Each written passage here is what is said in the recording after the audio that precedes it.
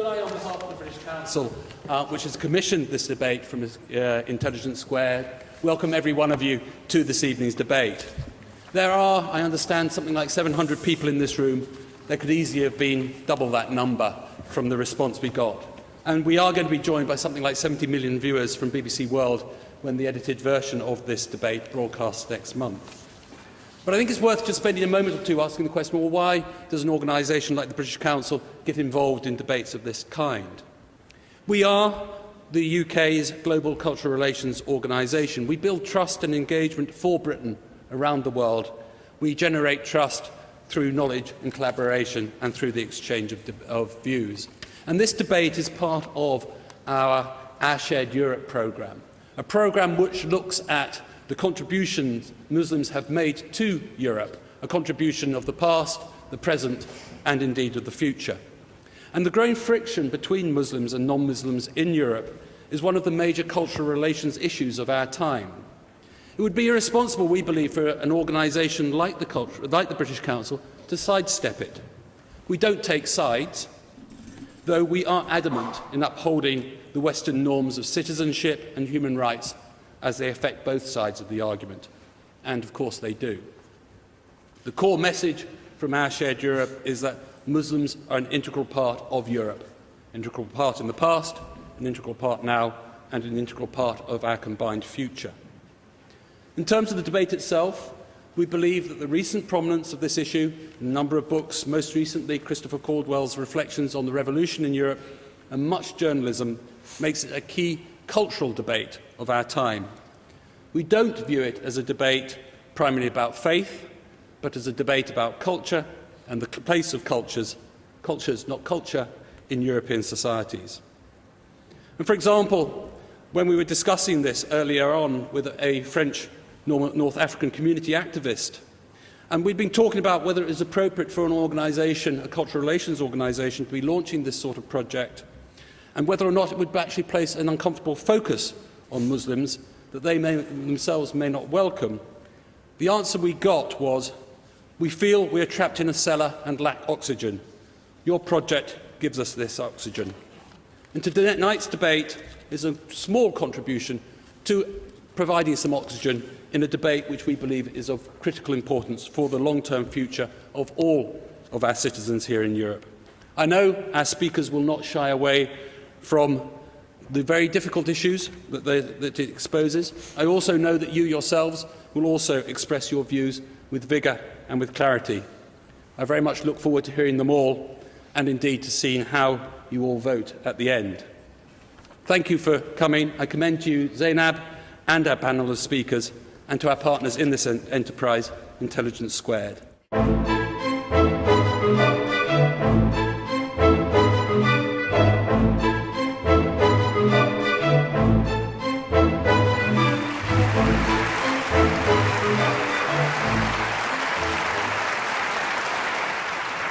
Welcome to Cadogan Hall here in central London for this Intelligence Squared debate, coming to you in association with the British Council. The motion, Europe is failing its Muslims. Well, although we're focusing on Muslims in Europe, this is a topic which is relevant right throughout the world. And we have a panel of some of the most provocative and stimulating speakers on this subject, and there'll be plenty of disagreement. And we'll be hearing later from our audience. So our panel, for the motion, Tariq Ramadan and Petra Steenan, and arguing against the motion, Douglas Murray and Fleming Rose. That's our panel. Welcome to you all.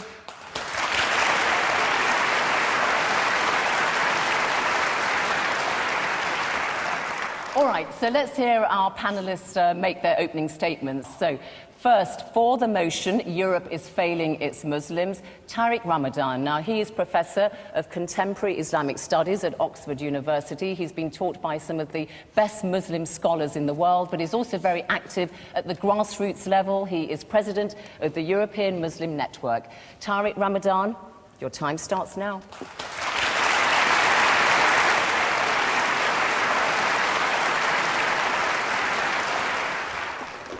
Thank you. Let me start by saying that we are living in a difficult situation. If you listen to what is said in the European countries, the perception is very bad. 75%, for example, French people are associating Islam with violence. The perception is that Islam is a problem and that Muslims are creating problems. They are not really perceived at home in Europe. Every single European society has its own debates, its own controversies around the Muslim presence.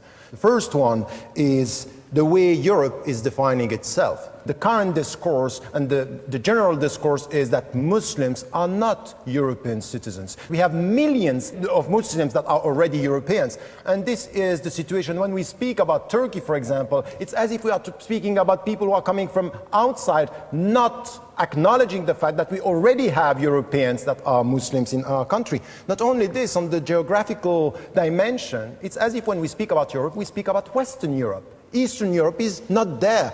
The Muslims who are being Europeans for generations and centuries are not perceived as Europeans. The Bosnian people are not Europeans. It's as if because they are Muslims, they are less Europeans.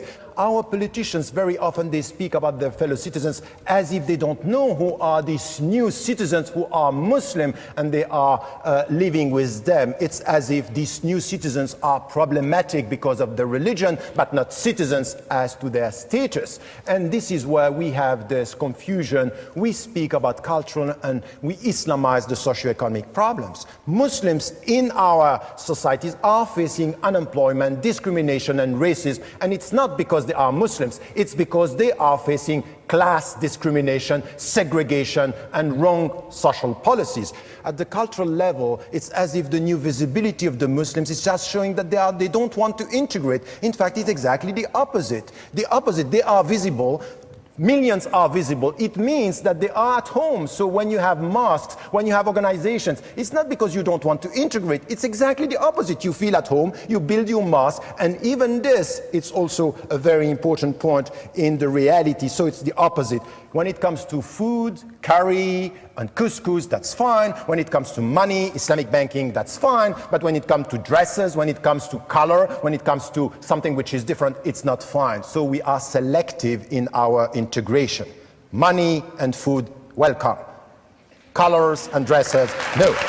So, last point, when it comes to the media, it's as if here we are only dealing with problems and we are dealing with these controversies every day. We are talking about violence, the minarets, the headscarves, all the problems, not talking about what is done at the grassroots level, the positive actions of the Muslims, the presence. Millions are silent and are constructive and contributing to the reality of our country. And let me say something which is important. The Muslims are understanding the West and Europe much better than before. They are understanding and rediscovering their religion much better than before. And I would say, yes, I'm supporting this motion because today we are failing, but it's a question of time, because what I see at the grassroots level is much more positive than what is happening today in our political discourse, media coverage. Things are very important behind. This is what I call the silent revolution, but we need time and it will be coming.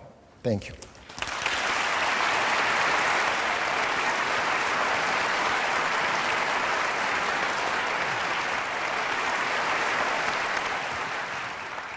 Well, a very passionate and fluent opening there to our debate. Against the motion is Douglas Murray. He's the director of the Centre for Social Cohesion here in Britain, which tries to promote integration between Britain's ethnic minorities and the wider population, and it specialises in radicalisation. So, Douglas Murray, your time starts now. Thank you. Thank you very much. Tariq says that Europeans associate Islam with violence. There is some truth in that. There is also a very obvious reason for that, which is that Islam is associated with violence. It was not Buddhists who flew planes into the Twin Towers. It was not Hindus or Jews that blew up the London Underground and buses a few years ago. And that simple fact has to be acknowledged if you're even going to start a dialogue. Now, what is happening... Ladies and gentlemen, it's not a pantomime. I'd argue that Europe has done not too badly, considering the circumstances. In the middle of the last century, there was an almost negligible Muslim presence in Europe. At the turn of the 21st, in Western Europe, alone, there were 15 to 17 million Muslims. That's a very fast migration, ladies and gentlemen, one of the fastest in human history.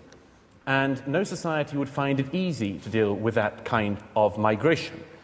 As it happens, European societies, Western European societies have, I think, dealt with this much better than some would. Certainly, Muslims coming to live in Britain and in Western Europe enjoy more rights and better rights, among them freedom of worship, than they do in any Islamic country in the earth here today. We do have a problem. We have a problem when the failures of Islam throughout the world, the failures of all Islamic societies, come here into Britain.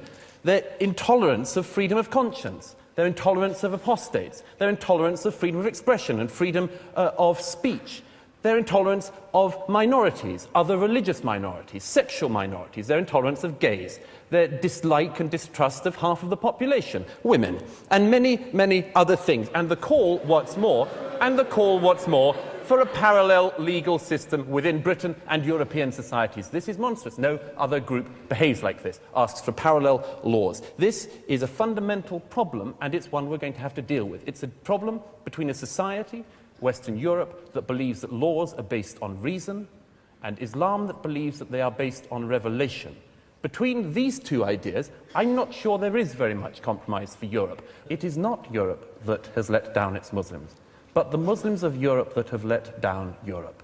This is not solely something which we have to say we can never reconcile. Of course we can reconcile this, but we need to be honest about it. We need to be frank about it, and we cannot avoid things just because they are unpleasant. And if there were one thing I would wish Muslims in Europe could learn today, as fast as possible, it would be this: that you have no right in this society not to be offended.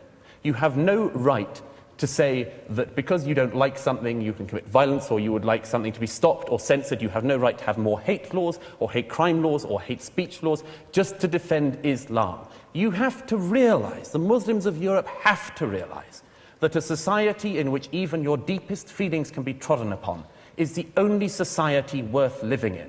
And the sooner we can learn that, the sooner that Islam can learn that within Europe, the better. It is not Europe that has failed its Muslims. It is Islam that has failed Europe. I'd argue Islam has failed its Muslims. Thank you.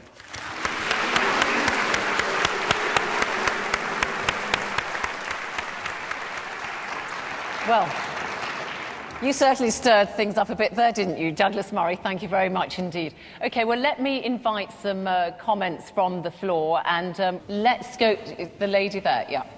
I just had a question to a few questions to Mr. Murray. I don't think it's the Muslims of Europe that have failed, the Muslims of Europe that have failed Europe. I think it's exactly the opposite. One of the things you said, it was actually a few Muslims, crazy Muslims, I think, who sort of flew the plane into those buildings. But was Hitler a Muslim by any chance? Because I'm not sure that Muslims had anything to do with the Holocaust. OK. Gentleman there. In 2009, the Centre for Muslim Studies, along with the Gallup poll, interviewed 500 British Muslims. Over 99.5% of those British Muslims found homosexual acts unacceptable. What was interesting is that the government has given concession to Muslims as well as other religious organisations. So it seems to me, in fact, this government here is prepared to give religious organisations, including Muslims, the rights over lots of gay men and women. You talked about how Europe has dealt with this problem, and what you basically have alluded to in the 6 minutes that you had are that Muslims are a problem. And you're from the organisation called the Centre for Social Cohesion, and it's worrying that to have you talk about these things in this manner. What you are basically alluding to is that Muslims are external to Europe, and it's worrying that you see it that way, because then that means there is no chance of there being any solution to any problem, or Muslims being seen as a part of Europe and being seen as European citizens. Thank you. Gentleman there. I just want to pick up something that Douglas Murray said. I'd like to ask you, when you talk about the Muslims that are the problem, which Muslims are you talking about? Because you keep slipping in your language to focus on the radicals, the extremists. Okay, right. Maybe that's because that's what you're interested in.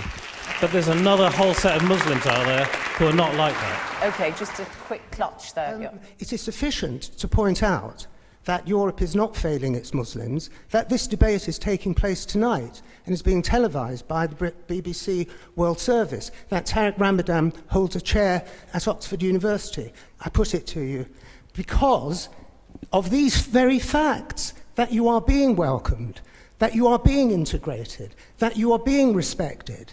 You are not a problem. Okay, let's just take... There'll be another opportunity after we've heard our next two speakers to take more questions from the floor. Thank you. Now, arguing for the motion is Petra Steenen. She's a former Dutch diplomat who has worked in the Arab world, and indeed she's written about her experiences there. She's a very active human rights campaigner with a particular interest, amongst other things, in women's rights. So, Petra Steenen, the floor is yours.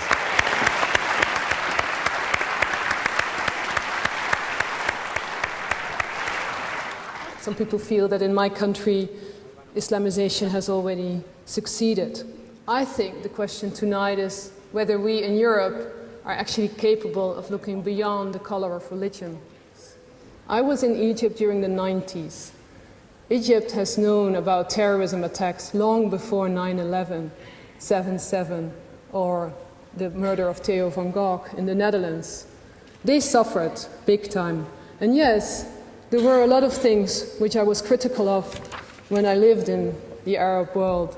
Reading the Arab Human Development Reports, they sum it up very precisely. There is still a lack of freedom, there's a lack of knowledge, and the lack of participation of women is really worrying in those societies. The question, though, is, are those wrongs really connected to Islam?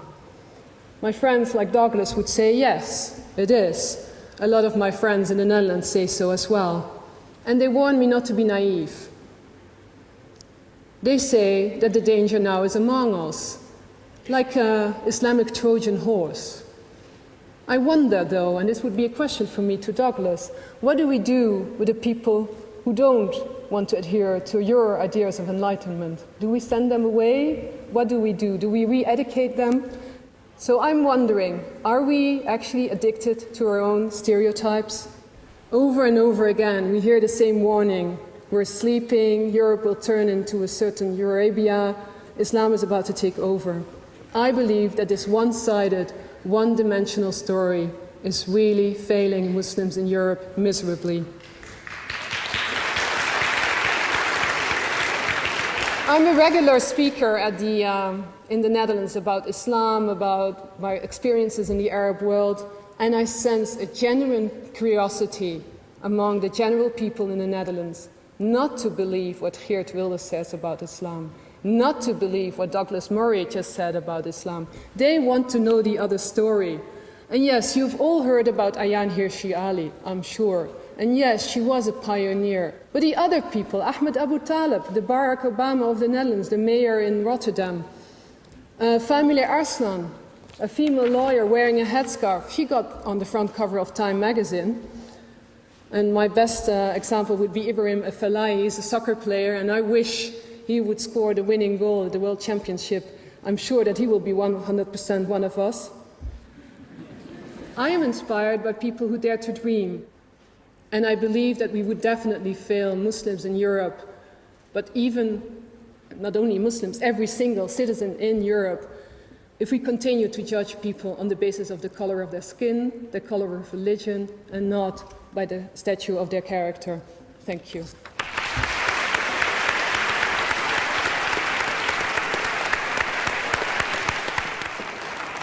Thank you very much, Petra Steenen. Now, our final speaker, arguing against the motion, is Flemming Rose, the Danish journalist. He's the opinion and culture editor of Jyllands-Posten, which is Denmark's biggest newspaper, and it was he, of course, who commissioned those very controversial cartoons of the Prophet Muhammad back in 2005 that sparked protests amongst Muslims right across the world.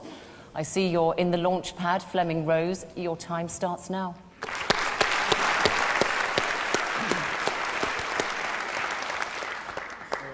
In fact, I'm not going to talk about cartoons tonight.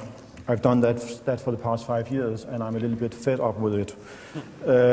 But I'm going to share with you my afterthoughts after having lived that experience 5 years ago and still experiencing the afterwaves of what happened.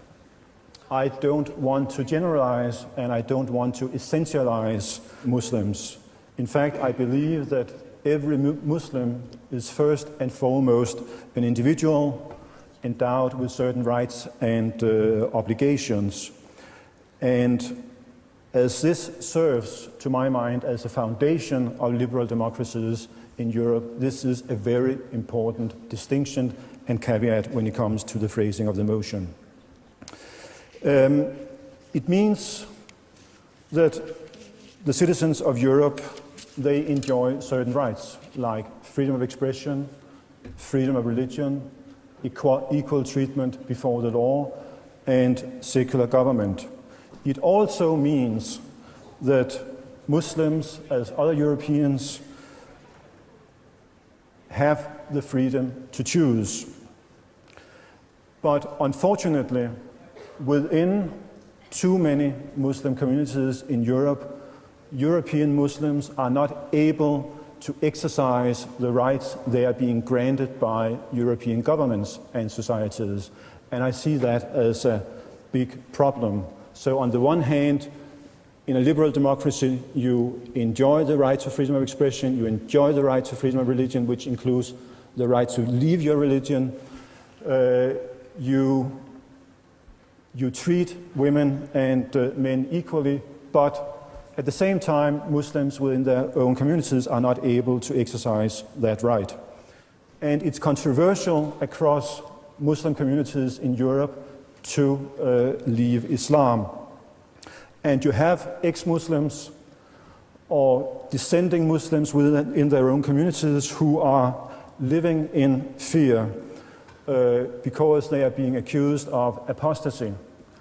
Apostasy, according to Islamic law, being a capital crime. So if a Muslim decides to leave his religion, he risks social exclusion, stigmatization, or maybe even worse. So I ask, who is failing its Muslim population?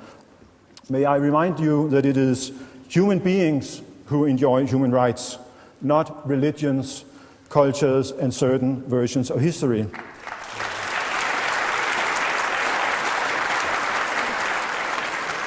And I do believe in the notion of universal human rights, and I think that this notion has served Europeans, Muslims, and non-Muslims well, one consequence being that the Muslim citizens of Europe, in fact, are enjoying more freedom and more rights than any Muslim in any Muslim majority country. So I don't believe that Europe is failing its Muslim population, as the motion claims, and therefore, ladies and gentlemen, I call upon you to vote against the motion. Thank you.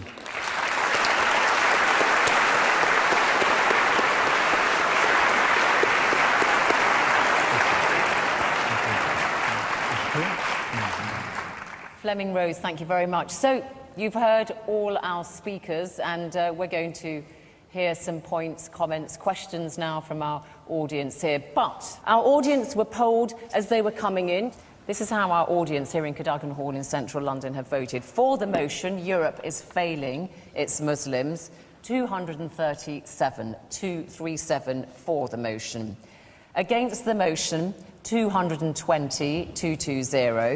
And the don't knows were 218. So this is so exciting because it means, audience, panel, there's all to play for. And incidentally, just before I carry on, I should say, you can download a free briefing on the issues being debated here today if you want to. You can go to www.intelligencesquared.com and just follow the instructions. All right, so let's hear some brief comments, please, and questions from our audience. Okay, the lady there, thank you. I have one question for the opposition. Although most in this hall would agree that the human rights that are accorded to all of our citizens, Muslim and non-Muslim, are greater than those in the Arab nations, do you think that we have failed Muslims by allowing the language of Islam as against us to propagate on and on since, excuse me, particularly since 9/11, but even before that, and therefore allow our own Muslims within our own countries to feel as if they are part of the enemy rather than part of our own countries. Okay. Okay, I want to take very quick ones then. Okay, this lady here. I just want to make a quick comment to the throwaway comments made by Douglas Murray about Muslim women and Islam and its way it treats women. And I think that Muslim women are quite capable of speaking for themselves. And I think the sort of myths people like you put in the public arena, and I've heard other similar arguments from BNP and all that kind of stuff, they think it justifies their argument by saying, well, Islam treats 50% of its population in a really derogatory and whatever way that you like to explain it. You've got a mic. No, that gentleman there, is it? Yeah. Surely it's Islamic countries and nations and religion who are letting down many Muslims. The lack of correct investment in education, social justice and welfare in their own countries, which has caused so much social migration to Europe, which wouldn't have happened. But surely this lack of contribution to education and ability, especially of women, of freedom, has stopped this growing and contributing to Europe as much as they could. Let's just take this young lady here with the headscarf, and then we'll come to our panel. I'm a British female. I love this country, and I give this country. Now you're calling me a problem. I don't think I am. I think you are. Second point is, as a Muslim female, okay, my parents might not let me go somewhere late at night because people are racist to me. They tell me to go back home, and they hurt me. I got hit by 2 white guys, and they laughed at me because I'm a scarfy, okay? Last point is to Mr. Fleming, about the point where you said about the religion, changing religion. Every person has the right to. No one says anything about that. But if you had a daughter or a son that wanted to become a Muslim, would you be happy about that? I don't think so. Why don't you just address that? Would you mind if, I don't know if you have children, but indeed, would you mind if they became Muslim converts?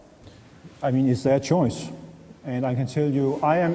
But that wasn't what she asked. Would you mind? She said, would you mind? No, I wouldn't. Of course not. I mean, I am married to an immigrant myself who comes from another community than the one I come from.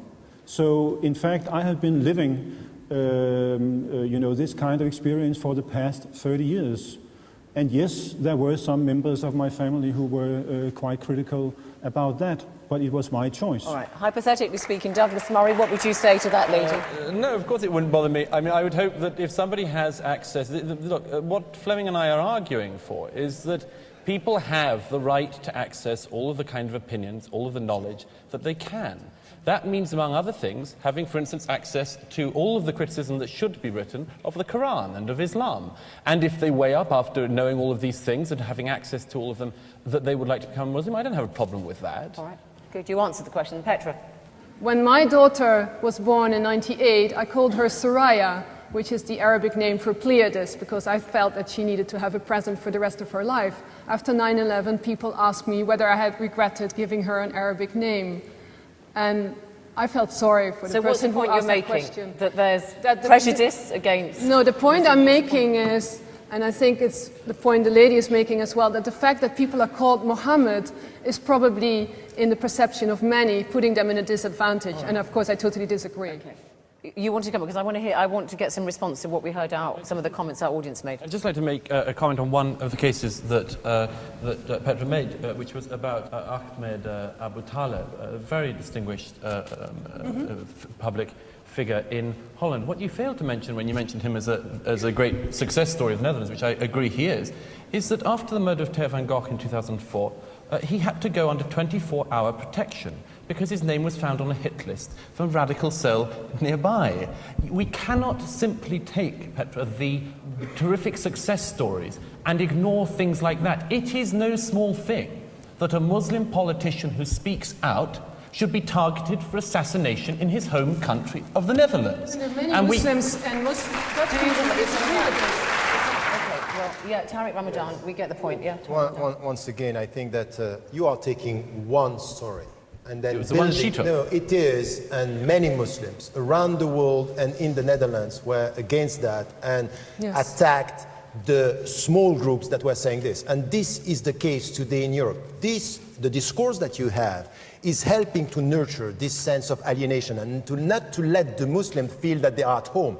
And out of the questions that we got from here, people are saying, you are welcome here, and then in their own country. I'm sorry, I'm at home. I'm at home. What are you talking about? Don't talk about. So, talk to me. I'm sorry.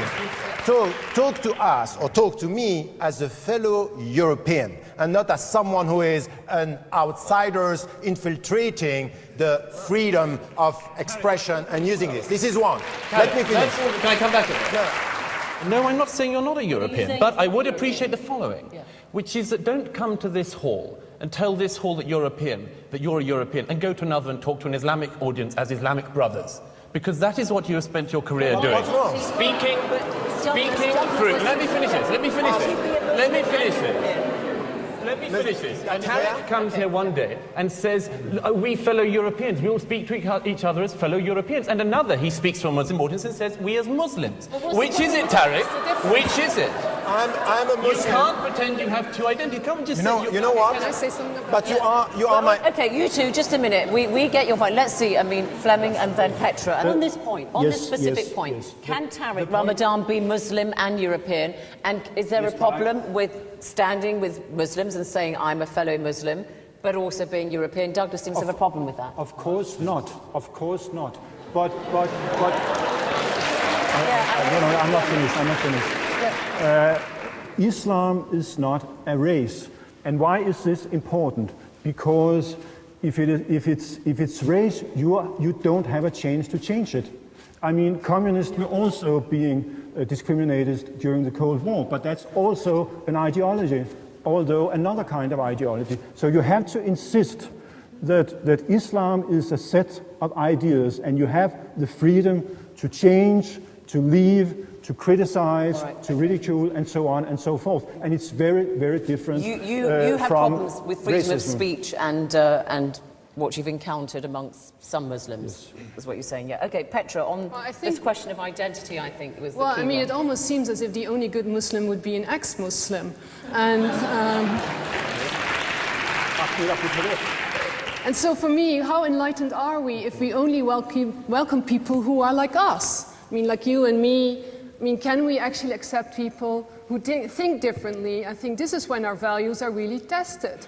And of course, when people are thinking differently and don't want to change religion, that's also a universal human right. All right, but Petra, what about one of the questions that we had from the floor, which is somebody expressed the view that women have said that they enjoy more freedom in the Middle East than they do actually when they come to Europe, which is kind of we in the Netherlands, we have a political party which is in parliament, which doesn't allow women to run for office. And I don't hear the same voices about this party as I hear about Muslim women. Tariq Ramadan,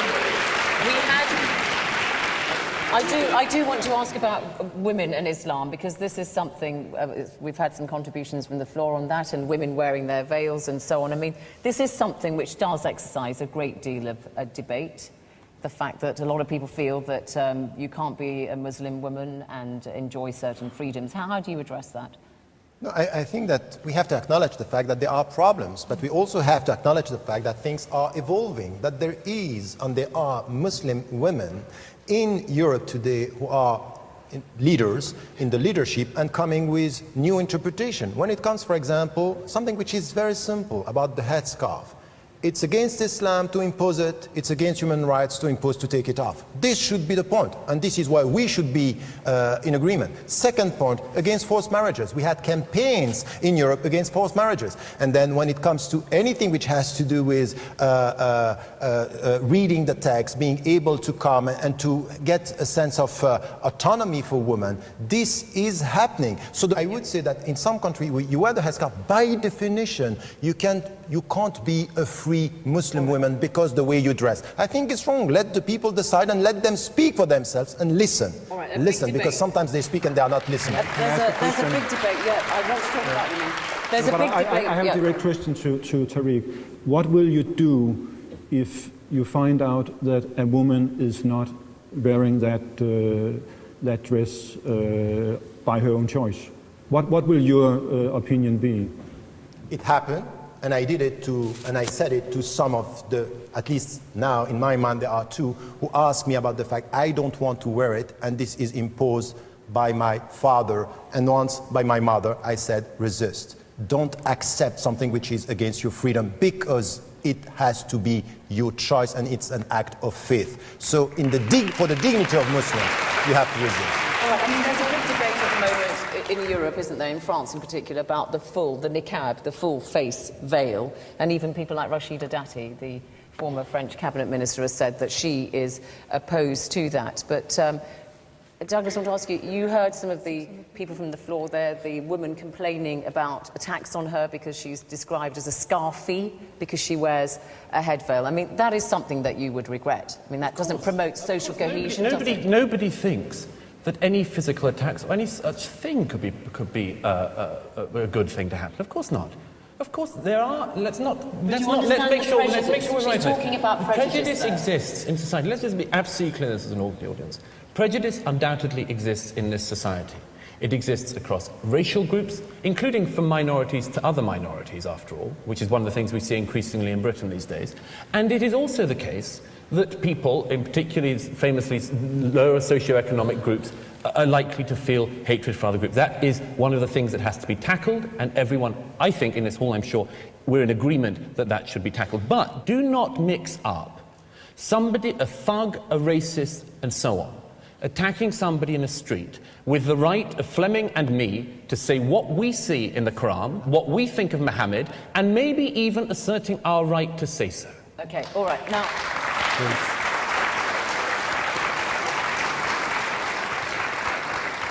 all right, the gentleman here. I think part of the issue here is that at the point where Europe was becoming increasingly secular, there's a group of people who have a tenacious belief in God. And I just wonder whether or not if we had 16 million evangelical Americans moved here, I'd feel exactly the same about that. I don't think it's anything to do with race. It's just...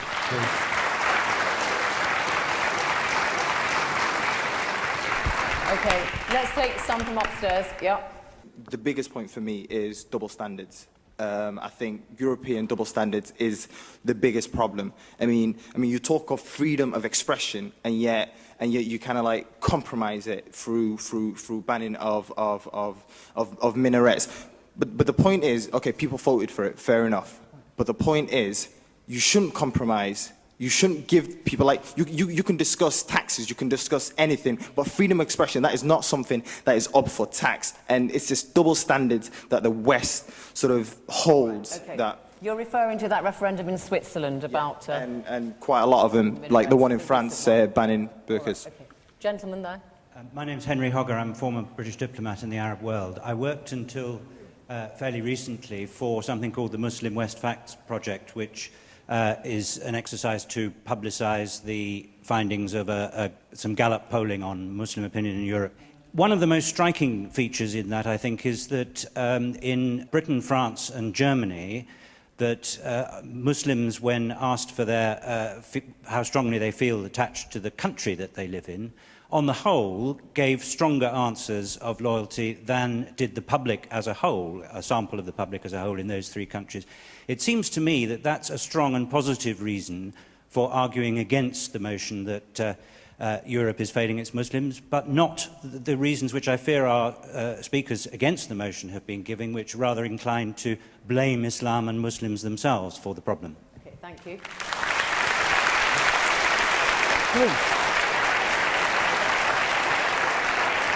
The gentleman behind you. I'll come to you in a second.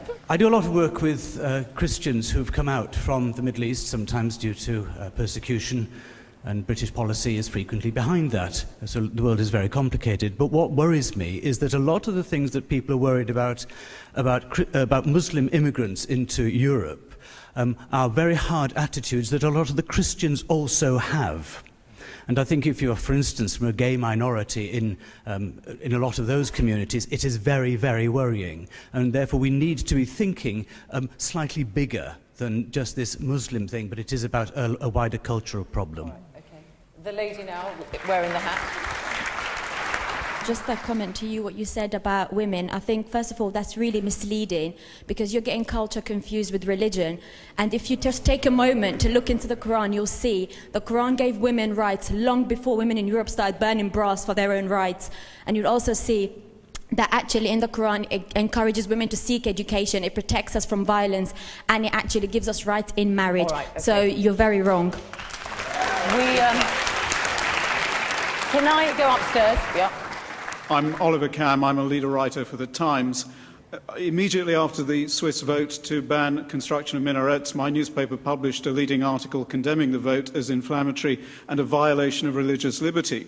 But beyond religious liberty, beyond your, sir, right to freedom of association and worship, I cannot understand what possible claim your deeply held religious beliefs have on the rest of society. They are, in my judgment, flawed and incoherent and wrong. Why do I have any reason to respect them, and why do they belong in civic society? Okay. Just some brief ones now. Yeah. I was brought up a Catholic in Ireland. Later on in life I moved to England and I converted to Islam. Did my testimony of faith and I was ostracised by a lot of my friends. As a practicing Muslim was 2003. A few years later I came out as gay and I was ostracised by a lot of my Muslim peers. And then I became very isolated and I was lonely. I didn't know where I was. And I think the question today really is Europe, is it failing its Muslims, but are we all failing one another? And that's something that we should really look at. And I'm now in love with a lovely Muslim man and a good relationship, so thanks very much. You've got the microphone, go on. Hi, I'm Caroline. I'm just a human being. I don't represent any sort of party or community or anything like that. I respect all religions, and as far as I'm concerned, they've always shown respect for me, and I don't think that it's fair that we should judge an entire religion by a few fringe people, because if you count the Muslim community, it's humongous. You know, you can't just say, right, terrorism, that's it.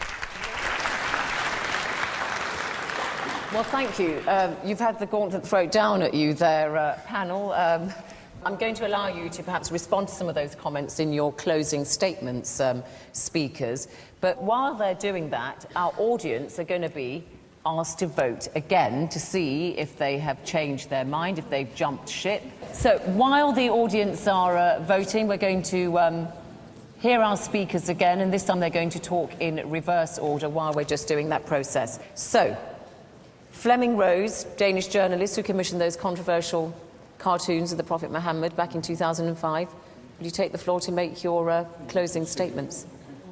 I will speak against what I would call the racism of lower expectations towards Muslims. I think it's a big problem that people apply a different standard to Muslims than they do to other groups in our society. And it was very, very clear during the cartoon crisis when, in fact, those cartoons were not in any way transcending the limits of the kind of cartoons dealing with Christians and other religions. I mean, by publishing these cartoons, we said, you are part of Europe. We are not expecting more of you. We are not expecting less of you, but we are expecting exactly the same of you as of every other group in our society. And thereby we recognize you as Europeans and as Muslims and as integrated Europeans. Okay, well,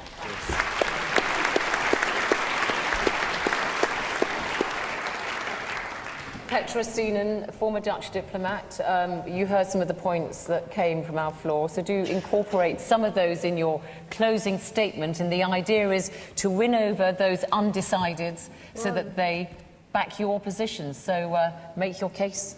I hear a lot of self-righteousness about the values in Europe, which somehow are for a certain group and not for another. It's sort of a sense of superiority that we in Europe have done it all right. And I think this sense of superiority leads to a sort of segregation in our society, which I wouldn't want to see for my daughter to live in. And in the end, I think the magic word really is compassion. Compassion for the other, compassion for another story, compassion for difficulties dealing with those stories. So I think that if we want to be citizens of the 21st century Europe, where we enjoy similar rights, civil rights, and I think one of the things we could have learned from the American experience is a civil rights movement. So I think attention for civil rights in our schools, in our systems, is really necessary. Thank you. Okay. Douglas Murray, Director of the Centre for Social Cohesion, a think tank which studies radicalisation and extremism in Britain. Your closing statement. Thank you. Well, first of all, just to pick up on a couple of people, particularly women, who've said about the terrific things that Islam gives women in terms of rights. The first thing is, yes, in 7th century Arabia, some of this was progressive. In 21st century Britain, it is not. And you have to make that fundamental admission that the Quran is not a document for women's rights in Europe in 2010. It is not. Secondly, why is it that only Islamic societies and mosques in this country are places which teach and preach hatred of other minorities? Every single week in this country,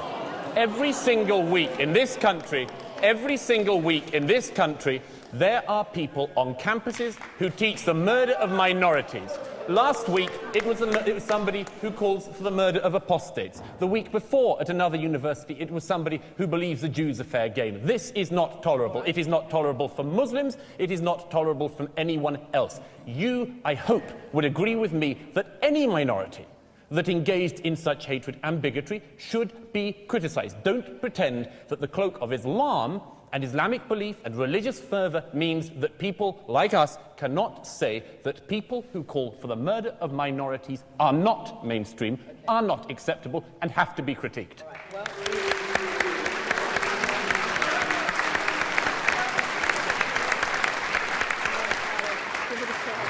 So, Tariq Ramadan, Professor of Contemporary Islamic Studies at Oxford University.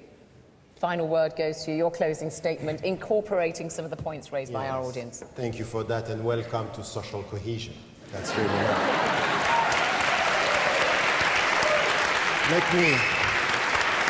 So I would say here that when we look at what is happening now, I am saying, yes, now Europe is failing its Muslims as something which is the global, the overall picture. Now when we come with time, what is happening in Europe now is quite different. And this is what I call the silent revolution. When we look at what is going on at the grassroots level with citizens that are European Muslims and Muslim Europeans, and they are here and they are going to stay, and they are going now to go to something which is not to talk about integration. They are all fed up with integrate. Now they contribute, now they give, now they build, and this is it.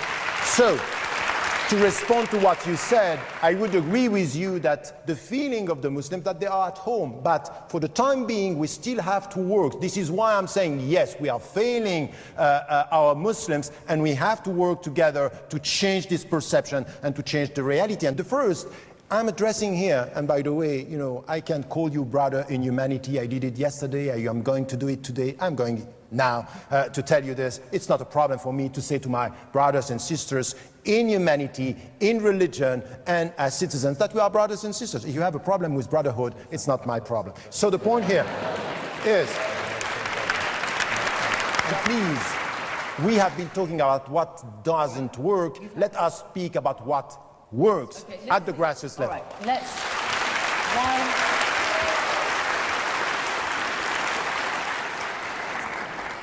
let me give you the result now. So let me remind you that before the debate, as you in the audience here were coming in, 237 of you were for the motion, 220 were against, and the don't knows were 218. This is how you've voted after you've heard our panel make their presentations. You've also put your comments.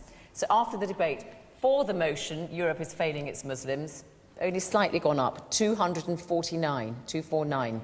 Against the motion, 346. And the don't knows have gone from 218 to 84. So Europe is failing its Muslims, against have won. Douglas Murray and Fleming Rose, congratulations to you.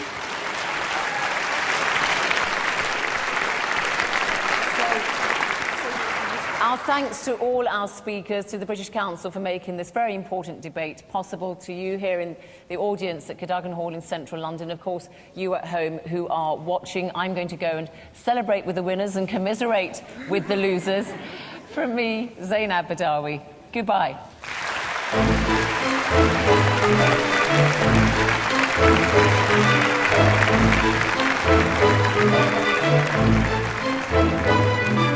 Thank you.